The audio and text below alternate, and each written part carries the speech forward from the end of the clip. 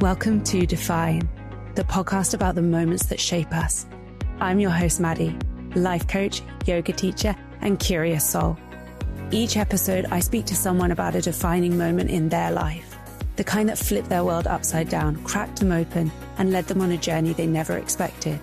This isn't about headlines or hero stories. It's about real life, real shifts, and what it takes to rebuild after the break. So let's get into it. Hi, Siobhan. Welcome to Define. Lovely to have you here. Oh, thank you, Maddie, for having me. I'm really excited. Oh, yeah. I've been really looking forward to us getting this recording in. So we know each other, we've known each other for a little while, and you're one of those people who just brings such an incredible high energy into spaces. So I've been so excited to get you into this space, really. So yeah, how are you doing today? I am very good. Thank you so much. Absolutely. And I love chatting with you. I think that's why we stayed connected after our yin training, because that's where we met. Yeah. So I'm so excited to be here and I'm good today. Yeah. Feeling good overall. How are you today? Yeah, I'm really good. And anyone listening might hear I've got a little bit of a sore throat. So I'm kind of channeling Phoebe from that episode of Friends where she sings Smelly Cat. So that's the vibe. We're giving like jazz bar in New Orleans or something. But yeah, as you said, so we met in Greece in 2024 doing some yin yoga teacher training. And it's funny how when you go into some of these environments, you just connect so incredibly with people. So although we live in different countries, you're over in Ireland, I'm in England, we've managed to kind of keep that connection and stay in touch for the last kind of year. But yeah, so just to introduce you to everyone. So you are a yoga teacher and kids dietitian, but I'd love for you to kind of introduce yourself and talk to us a little bit about what it is that you do and who you are. Absolutely. So yeah, no, you hit the nail on the head. So I'm a paediatric dietitian. I work kind of partly public and private and focus on supporting parents of selective eaters, or known as picky eaters, or kids with ARFID. And then I also teach a yoga class in Ballyhooly Community Gym, which is a small village that Sean, my partner's from. And I absolutely love it. It's just a gorgeous community. So that is how I suppose my week is pieced together between those three things: public, private dietitian, and then yoga teacher as well. Amazing. I love it. The diversity. And I think we also have to give a special shout out to the fact that you have a beautiful Bernese mountain hound. Absolutely. Absolutely. Sean was like last night, I hope you have to mention us and Gunnar. He can rest assured that within the first 3 minutes of this recording, him and the dog have got a special shout out. Absolutely. Absolutely. Yeah. Gunnar is absolutely, we're obsessed. He's so cute. He's 17 months, little pony. Bernese mountain dog. If people aren't familiar, that is a big dog. You'll have to, if you're not familiar, you need to go and immediately Google this stunning dog, but I'm sure an absolute handful whilst working in the various jobs that you do. Yeah, absolutely. But great. Yeah, so welcome to Define. Like I said, amazing to have you here. And I'd love for you to just give us a flavor of what the defining moment is that you're bringing to today. The defining moment that I'm bringing to today is back in 2017. So it was when I went to Canada. So we did like a working holiday visa there with me and a couple of friends. And it was after my first year of college. Yes, I was 21. So I started college later. And I suppose I remember walking up a street in Canada and just being like overwhelmed by emotion and everything that I suppose happened from, say, 15 to 21. I could no longer run from it. It just stopped me in my tracks and really, I suppose, felt like it kind of cracked me open in a way. And since that moment and since that time, I was only there for a couple of weeks. From that point, that's when I came home and I got therapy and I did loads of work on myself and started to kind of unpack those years in my teenage life. And just kind of, I suppose, find healthier coping mechanisms. And really, it was a very defining moment. From that point, I'm completely different to where I was at 21, which my friends and family, I'm sure, can attest to. It's so interesting that you've brought this today, because just before I call, I was literally reading a wonderful book by an author called Claire Pedrick, and it's all about coaching. So my work that I do. this thing that stood out to me was about how we can't expect people to have new perspectives if they're in the same situation. And what you've just described feels really true to that, of like, you took yourself, out and you went to a completely different country. You went over to Canada and suddenly you had this shift. So that feels like it would be really, really powerful for you. Absolutely. Yeah, that is so true. And I think it is stepping out, or if you're fortunate enough and being able to travel and get out of your country and your bubble, it does definitely give a different perspective where different thoughts arise. 100%. That's super interesting. My goodness. Amazing. I want to hear all about this shift. But before we jump into that, can we take a step back and hear a little bit about, so what was life like for you in those teenage years? You said sort of 15 to 19. Yeah, 15 to 21, I would say. And we could speak for hours about it, but I'll try and be concise. There was no big T trauma, I suppose, but there may be little T traumas. And as a very sensitive person, and maybe the eldest in my family, I don't know if that plays into it, it definitely impacted me a lot. So at 15, our first was kind of a breakdown of a friendship, actually. So like a best friend. And then, they had decided that there was lots of things going on, I think, in that person's life as well, but decided they no longer wanted to be friends. And I think when you're 15 and you're really unsure of yourself, and someone you're extremely close with then kind of starts to distance, and you're putting an effort, and then ultimately decides we don't want to be friends anymore. That was a big moment. Absolutely. And maybe it sounds a little smaller to people, but maybe others can relate when a breakdown of a friendship is a lot, even as you get older. Absolutely. And this is something that I don't think is talked about enough or often enough, because there's a lot of like reading and stuff in the media about breakdown of romantic relationships. But what about friendships? And often friendships are the relationships that we're in longer, that for many people are spaces of real like safety and trust. And so, at any age, and particularly, like you said, at 15, when hormones are flying, like life feels pretty intense at that age. I'm unsurprised that, a breakdown of a friendship felt really big for you. How did you navigate that then? I suppose I navigated it poorly. Like most 15-year-olds, probably. Yeah. I had no idea. And I wouldn't say that. I'd say there's always gray and there's nuance, and it's not like, I'm sure like my behavior, and I'd be quite, if someone pulled away, I'd get more clingy. So I probably was a little bit suffocating as someone pulls away. So, not casting blame on anyone, and it's water under the bridge at this point. But I navigated really poorly. So we were in a friendship group and we shared the same friends, and I found it really hard. I wanted them to choose a side almost, because I was very hurt, and I acted poorly in trying for them to choose a side. And that was probably, and I just didn't speak to the person, and, avoid. And we were all young. So we're still in the same friendship group, actually, extended friendship group. And now it's fine. I think I came to a point where, and this actually was pre-therapy, but I was like, the friendship that I have with the girls is separate from the friendship that they have with this person. It doesn't have to be, compared or comparison. Maybe we go back to yoga as well, but there's enough room for us all. And I think when I had that shift and just allowed, and it wasn't up to me, but just, really separated that our friendship is separate and their friendship is separate, and both can coexist, even though we're not friends anymore. And that feels like a very mature response, or a very mature place to be able to get to. At that age, your world is your friendship group. And so I just want to acknowledge, that would be really difficult. I'm reminded of this word as you were talking.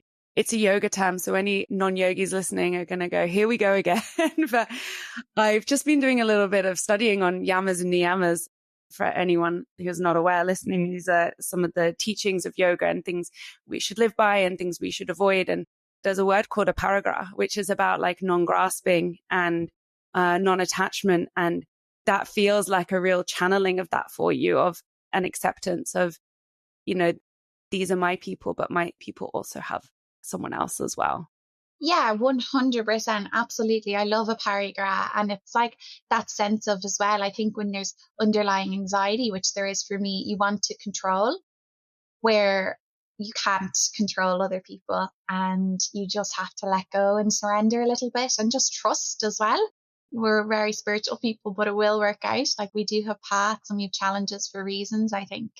Absolutely. So that was a big moment. And then I think, was it around the same time my cousin died by suicide at that time? And maybe we put in trigger warnings, actually, Maddie, for all of this. Yeah, absolutely. Yeah. Yeah, I'll tell you all the triggers. But he was 17 and we were quite close cousins before that. And that was very difficult. And I think that how do people respond to that? And you're feeling the grief for the person, my auntie and your cousins, and you're kind of, it's their grief and it's their tragedy as well. But I think we also had grief and maybe that wasn't known how to acknowledge enough, if that makes sense, or given the space, or I didn't know how to give the space or to grief. That was heavy. And we'll just add on our final blow in that year was then when a friend passed away tragically at 19.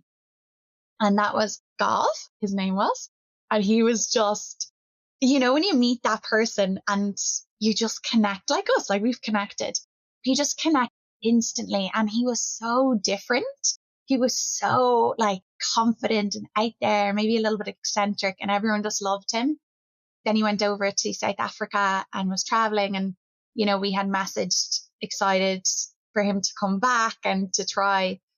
It was vegan at the time. That's a whole other story, but I had made a chocolate cake. I remember he was going to try that. And I remember going down to the train station and getting a call from a friend from school to say that he had passed, and just dropping at the train station and just feeling an incredible amount of grief and just sadness. Like really that whole just losing Gav passing away was like, that was another moment, I suppose, that you could say was defining, just to say like life is so short and we're so lucky to wake up every single day and to be able to breathe and walk and be with our loved ones is massive, really. So thank you for sharing. And I am so sorry, because that is a huge amount for anyone to deal with, let alone in such a short amount of time and at in so many years when you're almost defining yourself. You're trying to figure out who you are.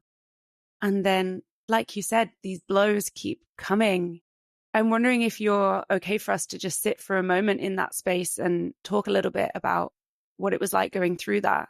Yeah, absolutely. I think do they say like speak about your scars, not your wounds, in a sense? I have heard that before. Yeah, when you're able, like I've done a lot of therapy and a lot of work on myself, that I actually can sit here and like, obviously it's a little bit uncomfortable. You still feel that and it brings up emotion, but I'm happy to explore. I'd say then after Gav is when that kind of way of coping, again, not having a clue how to cope with grief and that level of grief.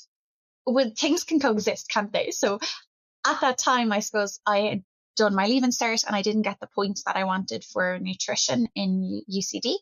So I said, I'm going to repeat my Leaving Certificate, which I did, and try and get the dietitian degree. And then I had to take up chemistry, and I did that. But among that, it was a year of intense study. And, you leave the house at 7, you're back at 9 p.m. You're just study. That's when I started to really, I'd say, my kind of way of coping, which was restricting what I was eating and being hungry, escalated massively. So I think that there was definitely disordered eating from, I'd say, 15, if not 12. We could probably get back. Like there are for many women, unfortunately. But I think that with Gav passing, that was when it went to a whole other level. And because I think when you're restricting and you've got that level of control, I remember thinking, once I feel hunger, okay, I'm okay. I've control. Once my stomach grumbles, I've control because I can manage that, where the other emotions were unmanageable. I didn't even know that they were labeled anxiety. I don't think anxiety was a word when we were younger. That's only come up like in the last maybe 8-9 years. You've been through these traumas that you described as little T's, but I mean, and who's to label it, other than yourself, because you're the one who experienced those situations. And you've talked a couple of times about not necessarily having the words or the knowledge of how to kind of respond in the situation. And so you talked about then going on and to developing some unhealthy patterns with eating. I'm just curious of like, I kind of don't want to jump ahead too far, but I'm thinking like, what might have been helpful for you in that time?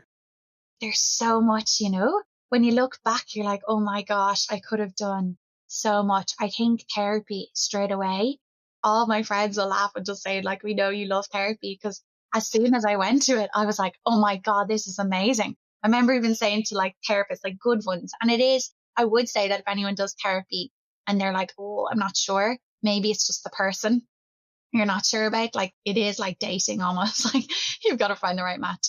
But when you do, it's like, oh my God, I could do this every day. You just get to speak about your emotions. You get space held. It's like, it's okay to feel these things.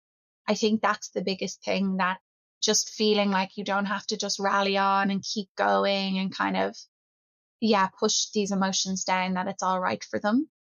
And that life, it's normal for others. Even hearing, they don't really share a huge amount, of course, of other people's stories, but that they've got that experience. So not feeling alone in it. Back then, what else would have helped me?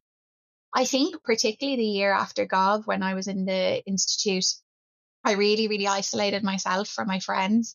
I remember pulling back and just hyper focusing on study. And it kind of was like such a focus that, and over exercising, all that jazz.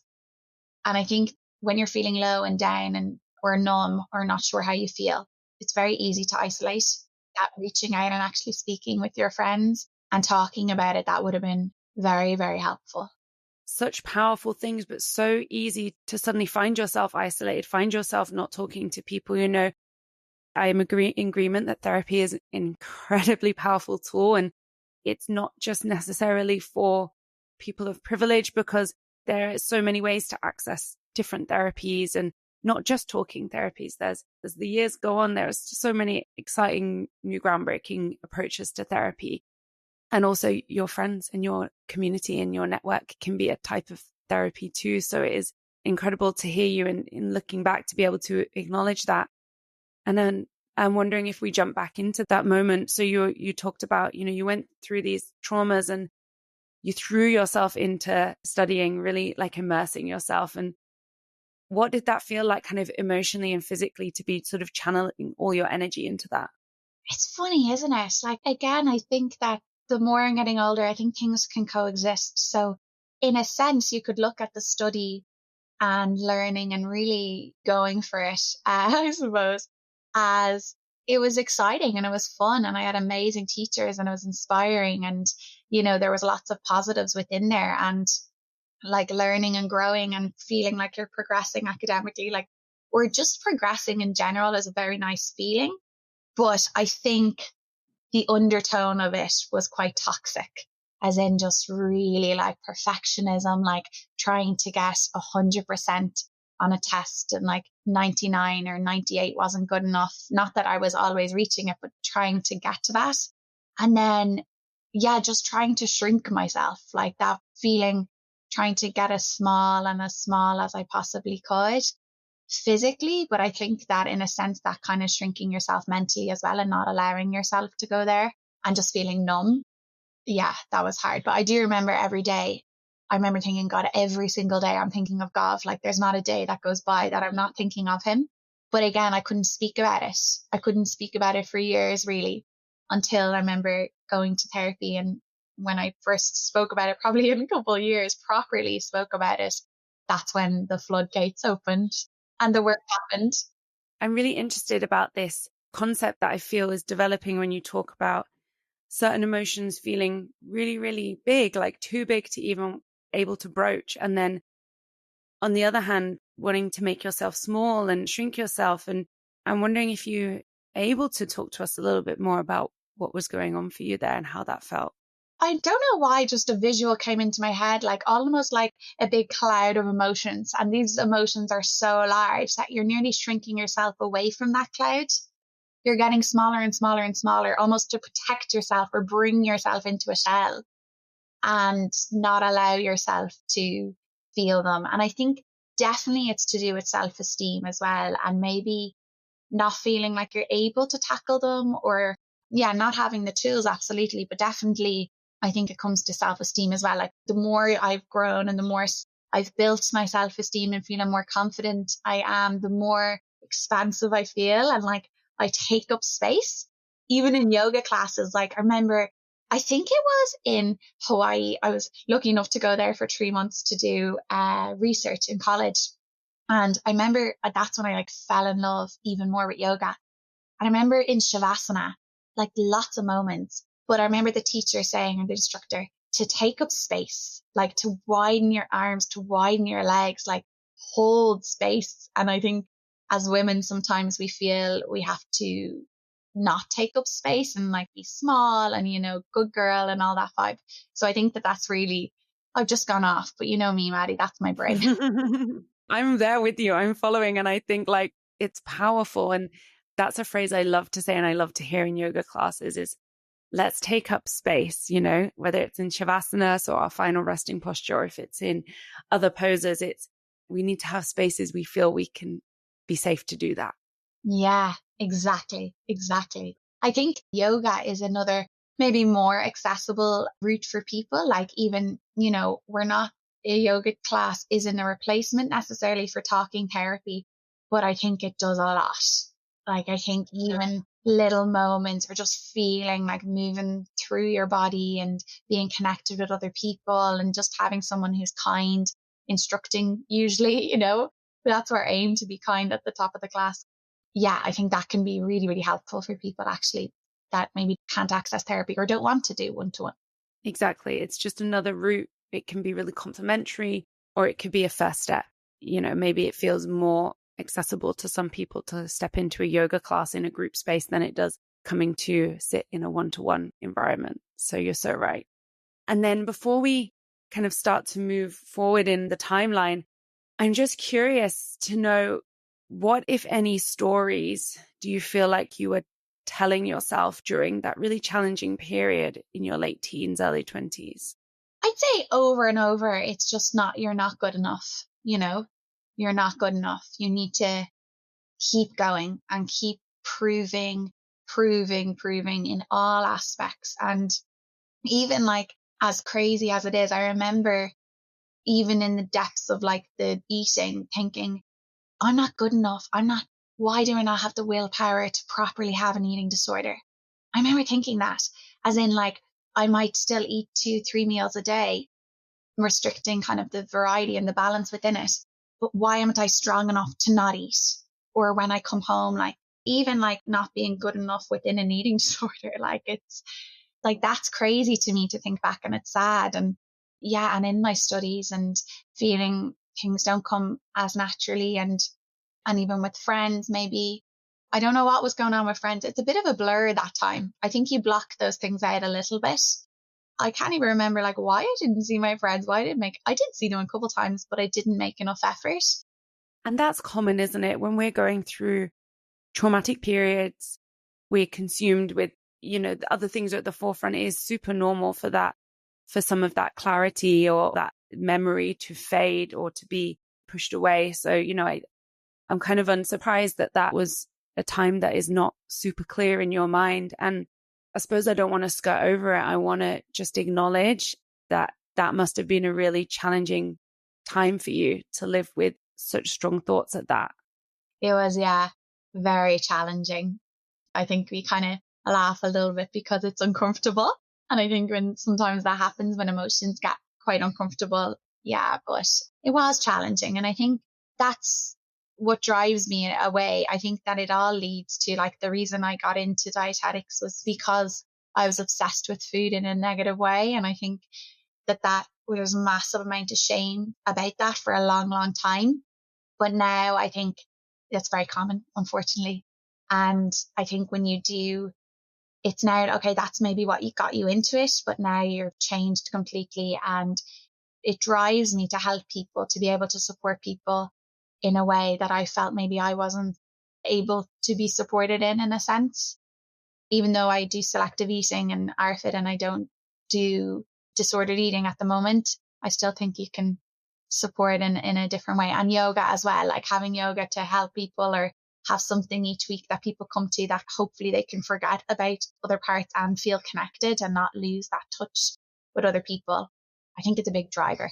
Yeah. And thank you for sharing that, because I was intrigued about what led you into that space. And it's, you know, incredibly powerful that you've gone into that space in one mindset and then been able to almost heal yourself enough that you are then able to give to others and support others who, yeah, it might not be the exact same thing that you've experienced, but are still struggling in that realm with what it is that they eat. And you mentioned, did you say ARFID? I'm just wondering what that is for anyone, including myself, who's not sure.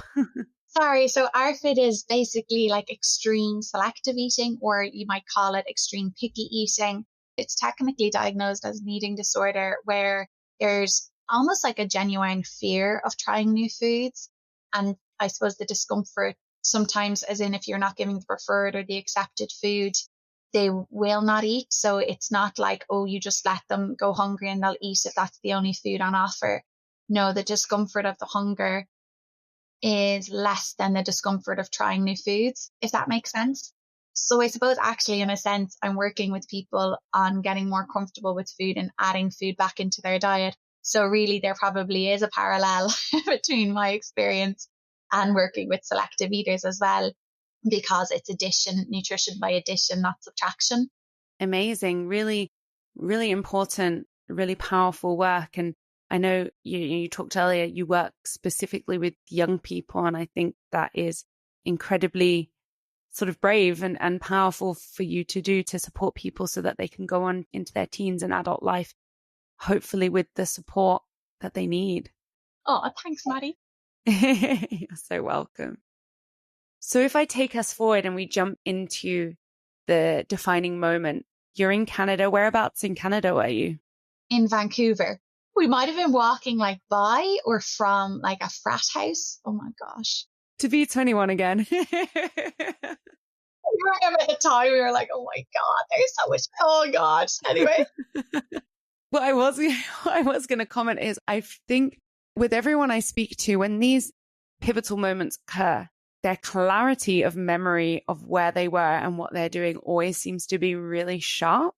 I spoke with one guest who could always remember the exact clothing they were wearing at the pivotal points in their life. So I think that is, you know, super interesting in comparison to when we were talking about actually when things were really, really challenging for you, there's a lot of memory missing. And yet here, this defining moment, you know exactly where you were, you know, the road that you were on. And so, yeah, can you talk us through what happened for you in that moment? That's why maybe there's other moments. It is clear, as in I can remember where I was, but there is a little bit of like vagueness around the details of like who exactly I was with, like what I said, you know, but I do remember that point.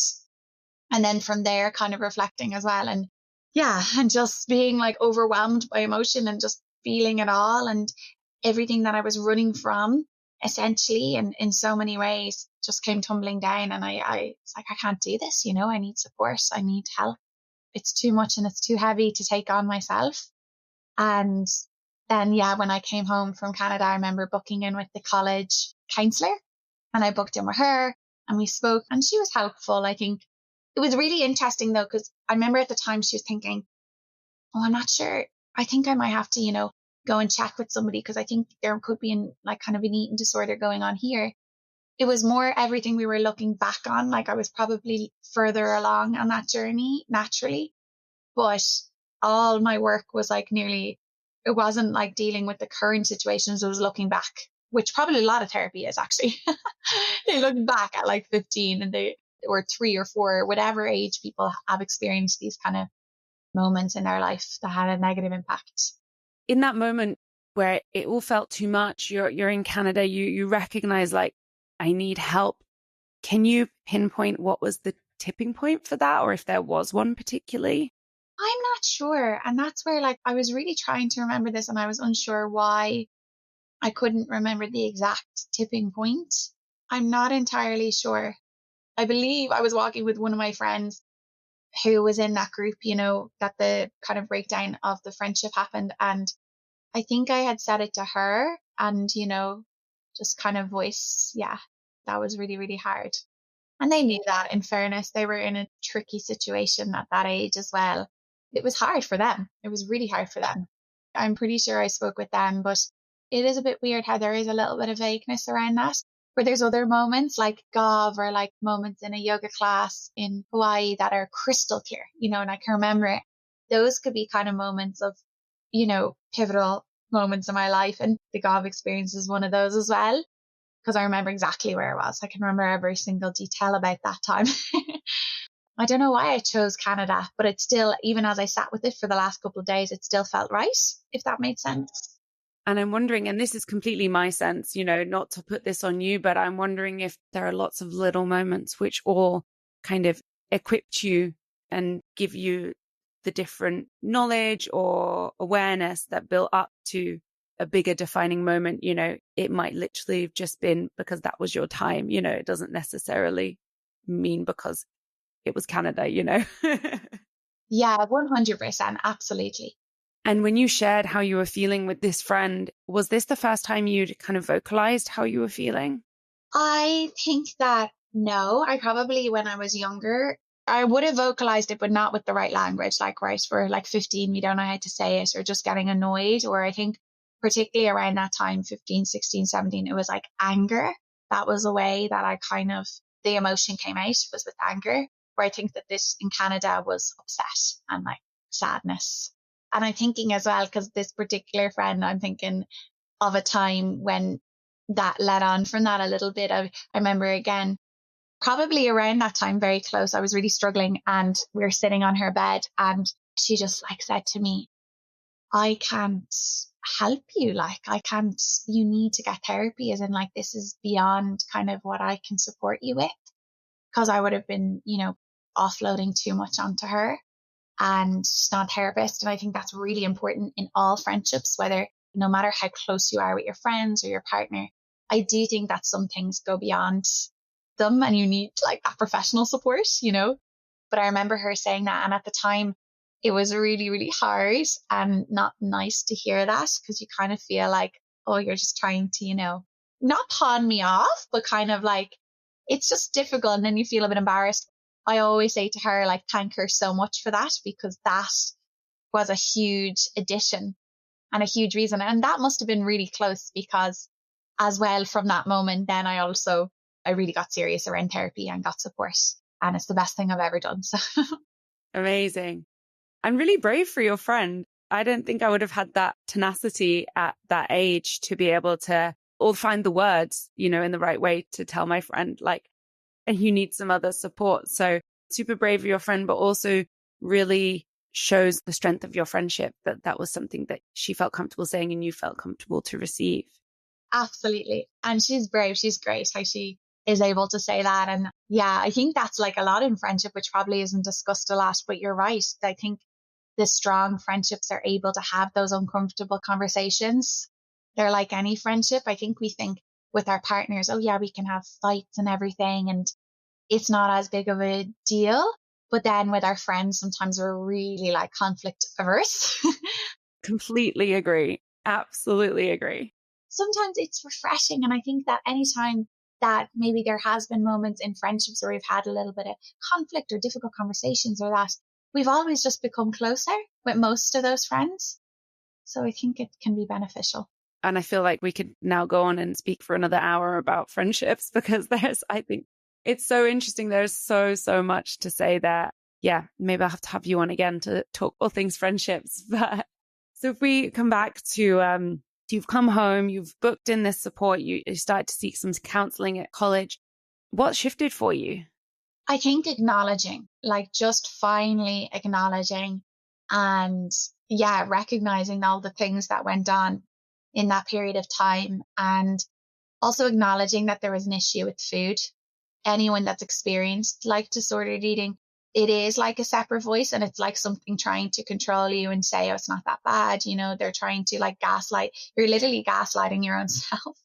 That's really tricky, and it's very sneaky and deceptive and manipulative. It's really hard for anyone trying to support someone actually with that disordered eating, because it's not them, it's the disorder. But it was just acknowledging and finally speaking about things. And again, that time I went to that lady, I can remember that clearly, just outside Pearse Street Station in Dublin City, or we'd call it town. But yeah, going into her office and just bawling. Like, I think for the full hour, I just bawled up speaking about golf, and just, yeah, that just kind of finally speaking about him. And then each time you speak, it gets easier and easier and easier. It takes time, but. So there was that release, and then suddenly you're processing and more able to, I suppose, my experience with therapy is like make sense of the situation. Sometimes we're just holding so tightly, we don't even know up from down. Absolutely, 100%. And I remember as well, that therapist said that whatever you like suppress and push down, it will come out. And I think the longer you suppress and push down, the stronger it comes out. So I think that that was a massive relief. Although you leave therapy initially, like if you're unpacking some heavy things, or even what's heavy to you, it's all relative, isn't it? But you just feel like you're opening, like walking around with like wounds. Like, you're very raw, and you have to be really kind to yourself. But I also remember a point, I was only thinking about this yesterday, getting the train into therapy. I wouldn't have been in college. I remember sitting on the dart and like looking up and like looking at the trees and the sky, and just feeling, I remember going into her and just being like, everything is so clear. It's so bright. Like, I just haven't seen, like, I felt like a relief, like a weight off my shoulders. And I was finally like living and feeling so much better in myself. And that was really cool. I remember that. That's addictive, that feeling. That sounds amazing. Yeah, I want I want a bit of that clarity. I suppose, like, you know, when we push things down, it uses so much of our energy, so much of our mental energy, physical energy, that I'm not surprised that when you started to let go, suddenly, so, whoa, breathing for the first time, you know, really like, God, everything's in HD. Exactly. That's exactly it. Just like even noticing little things, and everything is in HD. I love that. That's so true. And so you went through, you know, you started on this journey of recovery with therapy. Did anything else come into play to support you on that path? Well, yoga 100%. So I remember I started a book by a yoga teacher, that she created a book recovering from her own eating disorder. And I remember that's how I actually did it. Like, it was a book of yoga, like not even YouTube. That is old school. That is old school, 100%. And I remember like she'd literally have like the figures, and yeah, it's crazy. And then she'd have like exercises, like, you know, like, here's your circle, write everything in the circle. I don't know exactly what that exercise is. You probably know that. Maybe comfort zone, actually. And I remember really dropping in and being like, this is amazing, like really enjoying that. And then when I went to Hawaii, they had core yoga studios, I think it is, in America. I used to go 3 times a week, and that was incredible. And it was just like, again, a community. You arrive, I'm getting so inspired now, because I'd love to create one in Cork like that. And I think I'm already starting to create the community, but even more and more having my own, you know, anyways. I remember arriving there, and it doesn't matter what your day was. It doesn't matter what happened before. You just completely enjoy. And they're like, hi, Siobhan. And I remember as well a moment thinking, I think in Hawaii, I was maybe like seeing someone and then it ended or something. And then I remember like thinking, lying down and thinking, no matter what goes on in my life, I will be okay once I have this practice. And I remember that. And I remember thinking, wow. And that was like really whatever. And it's uncomfortable to say, but even if there was a grief or something that happened, it would be catastrophic and devastating and horrible, but I would be okay. That was, yeah, another moment that was like, whoa. And then that was 4th year college, and it just, the yoga journey just started. And then, yeah, amazing. So I just want to sit in that moment. I'm receiving it from you, you know. To me, that just sounds like you are there and you are like, you know, you're telling yourself or you're being told, you know, whatever it is that you believe, that you are fully resourced now. You've done the work, or you are on this journey of doing the work that you need to do in order to protect yourself, to be able to acknowledge, like, I will be okay, whatever comes my way. Oh, so powerful. Absolutely. Absolutely. I want to speak to you all day about all these things, but I'm wondering how you feel that everything we've discussed today has really shaped who you are now. It's completely transformed like who I am 100%. And I think even though there are still moments where, you know, life is up and down, and there are moments when there's sadness and there's like little things that you're stressed or you're overwhelmed, and it's not like every day you're walking around like, you know, skipping through life and happy as ever. But I think it's now just having the confidence and feeling like I now have this backpack just full of tools, so many tools that can really support me through life. And even sometimes when you're feeling low and you're feeling a bit rubbish, or it's the time of the month, you don't even want to dip into that backpack, even though you know there's a million things there that can help you. You know, you kind of like groveling there for like a little bit, but never. I suppose now it's just there's a lot of hope and there's a lot of knowing that it'll all work out. Doesn't matter what happens, it'll all work out. Yeah, and that's been really amazing. I feel empowered just like listening to you speak about this. Is there anything that you, through this process, maybe still now, or maybe during that defining moment, that you needed to let go of? Let go of perfectionism. Even now, probably let go of a little bit of people pleasing. It's significantly better. I don't kind of mind as much. I think that happens naturally with age, that you start caring less about others' opinions. You just kind of do you and live more authentic to your own self. And not everybody's going to like that, and that's okay. And they have a right to not like it as well. But I think letting go of, yeah, just perfectionism and feeling like my productivity determines my self-worth, because it doesn't. You're complete just as you are in this very moment, if that makes sense. And we can add and we can grow and we can have goals and ambitions, but ultimately we are enough just as we are. And I think that came from yoga training, and that was something that really resonated with me as well. And I think that is just some teachings that stood out to me, and that I'm still learning, and still things that I'm letting go of. But I think that everyone, particularly women, can really benefit from that letting go of people pleasing and that embracing ourselves where we are today. Yeah, 100%. 100%. And it's a journey, and there's going to be more challenges. Like there is going to be more ups and downs, but just, I suppose, being able to find some groundedness, is that a word? It is now. Yeah, being able to ground yourself among that and find pockets of joys and all those little moments. I think that they're the key. Those little moments of life are huge as well, not just big. Oh, so what's next for you? What is next for me? Okay, so exciting. I do feel like this year, and even in the last year, so obviously in 24 August, I quit like my, we'll say 9 to 5 job, and I'm now kind of, yeah, branching out on my own and doing my own thing, as we spoke to earlier. But that's really exciting, and I'm really excited. I feel like finally I'm just doing what I want, and I'm realizing that like we're all so capable of so much, whatever we put our mind to and trust and believe and work hard. So that's really exciting space. So I'd hope to build my yoga community even more. I hope to build my private practice even more. We have our 300-hour yoga teacher training in India in November.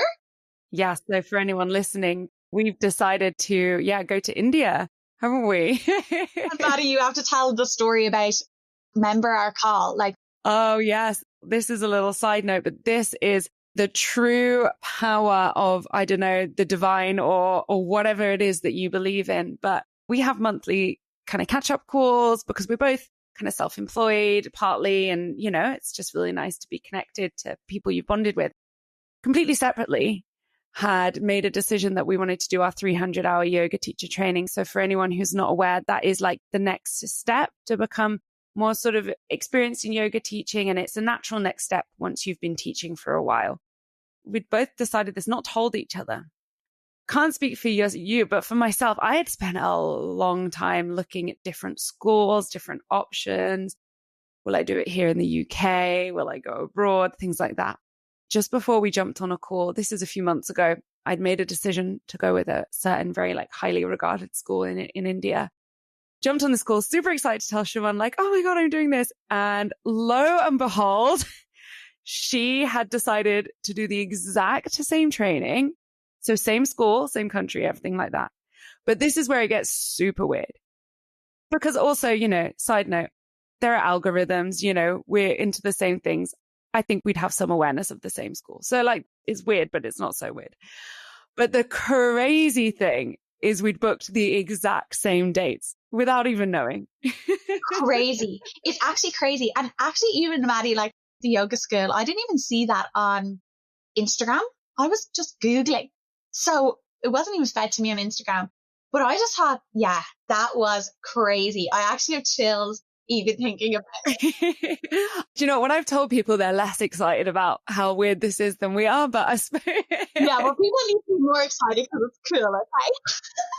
Yeah, so we're going together, which is awesome. And I think, you know, going slightly off on tangent, but I think I was really, really drawn to you when we met and love your energy. And I can't remember if I even said to you or probably maybe just thought it's in my mind, but I definitely could see us working together in the future in some way. So I think this is, you know, this is like the world telling us like this is happening. So we're going with it. 100%. And likewise, I love your energy. And I think what draws me to you is I love people that don't feel they don't have to go to a traditional path in life. Do you know what I mean? Like, as in you really are really ambitious and you have lots of love travel, you love exploring, you love trying different things, modalities and everything. And that drives me to you as well. So it's so nice to connect, and it's that like-minded connection. And now I'm just like, okay, now we have to do a retreat together. Absolutely. Watch this space. You heard it here first. Keep your eyes peeled, everyone. But before we slip into danger of just spending the next 20 minutes complimenting each other, I do have one final question for you, which is a question I ask everyone, which could be kind of called note to past me. And the question is, what would you say to past you standing right on the edge of that defining moment? Yeah. Oh my gosh. I can feel kind of emotional like when you bring that up. I would just say, it's okay. It's all going to work out. It will all work out. Do not worry. That's what I would say to that person. And also, don't be afraid to ask for help. There are so many people that are willing to support you and help you. You're not alone. And yeah, it'll all work out. I love that. It's like almost the simplicity in that simplicity is just so powerful, and it can be applied to anyone in any situation. So thank you. I think it's been an absolute honor and pleasure to have you here. I'm so glad we did this. I will link all the incredible work you do into the show notes because you do amazing work. So if anyone is interested in support from dietitian perspective or yoga or just wants to follow along Siobhan's awesome Instagram, it's all going to be there. And yeah, just thank you so much. Speak to you soon. Oh, thanks so much for having me, Maddie. Thank you. Talk to you soon. Bye. Thank you for listening to this episode of Define. I hope this story reminded you of your own strength, your own shifts, your own becoming. Until next time, take care, stay curious, and journey on.